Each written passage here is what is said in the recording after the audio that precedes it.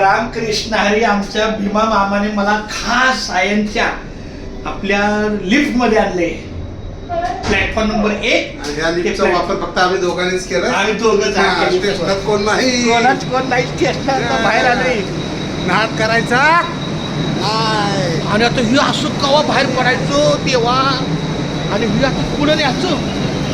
आणि नाही पहिलं मला तुमच्याकडून 2 शब्द ऐकायचे.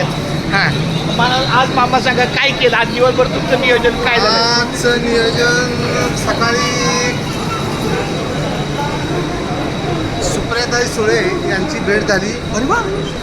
शरदचंद्र पवार गट. प्रतिभाशाली सांस्कृतिक प्रतिष्ठानच्या नवीन मुंबईच्या कार्यालयाचं उद्घाटन अरे वा. आज मुंबईमध्ये होतं.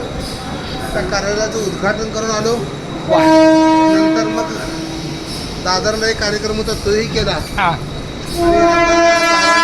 आणि धाऱ्या ज्योतिबाचं दर्शन घेतलं, पालखीचं काठीचं दर्शन.